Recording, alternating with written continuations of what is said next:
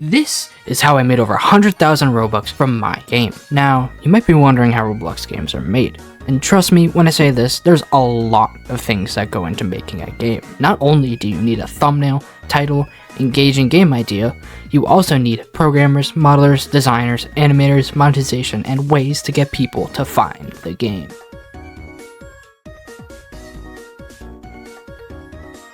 Games on Roblox come in many different shapes and sizes. They range from simple simulators to hardcore survival games. So what I did first was try and think of a very original game idea that no one has ever seen before. And after doing days of researching, what I wanted to try and focus on was a roulette-styled game. This idea is very original and no one has ever tried this before and did well with it. Now that we have our idea, I had to figure out how to implement it without it getting boring. So I decided to incorporate what Roblox is well known for.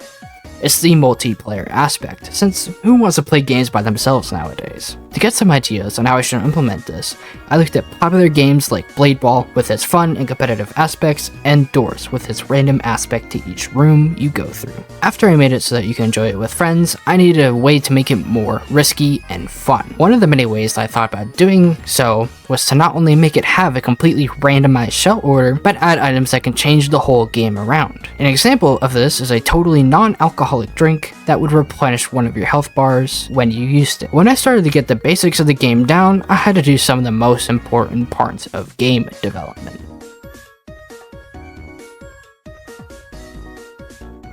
Quality assurance. Not only is programming the game important to make sure that everything is fun, you need to make sure that it works. And being someone with many years of playing games to break them, it was easy to try and break my own game. After tons of hours of QA testing to make sure that the game is not buggy, I was able to get the game in playable state within a couple of days so that others can enjoy the experience as well and give valuable feedback.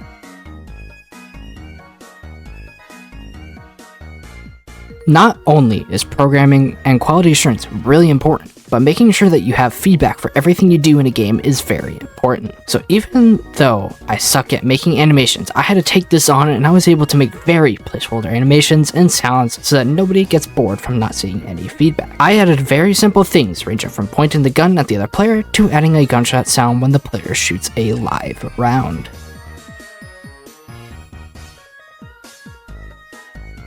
After I finally got the game in a demoable state, and after getting tons of feedback, I noticed a couple of things that people wanted. They wanted tooltips, things that would tell you what an item does, camera movement, more tables so that people can watch you play against others, along with stats so that people can see what round they are on. When I added the requested stuff, I did more QA testing to make sure that I wasn't buggy and was fun. Then time came for things like thumbnails and icons. Now I suck at making these things. I really suck at them, to the point that even after all these years of trying to get better at it on YouTube, I just can't make it appealing. I really feel for those people who have to spend tons of hours trying to make a thumbnail that people will click on. But regardless of that, I tried my best attempt at making one, and it came out decently, I think.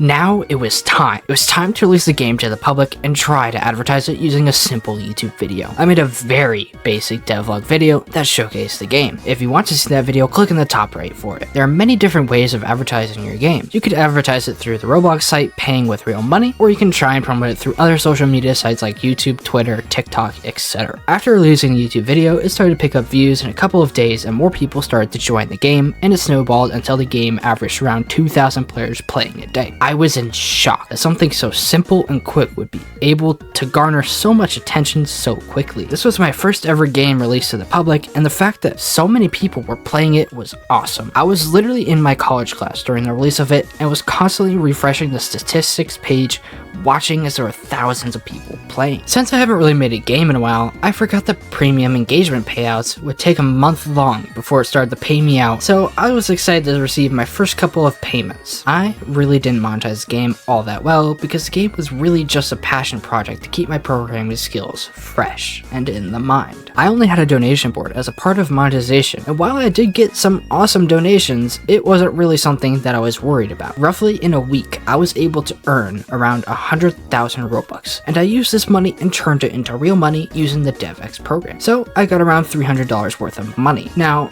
it wasn't much, but it helped to show me that I can easily make it with Roblox games if I tried really hard. Thank you so much for watching. Don't forget to like and subscribe if you like this type of content. And remember, anyone can do it.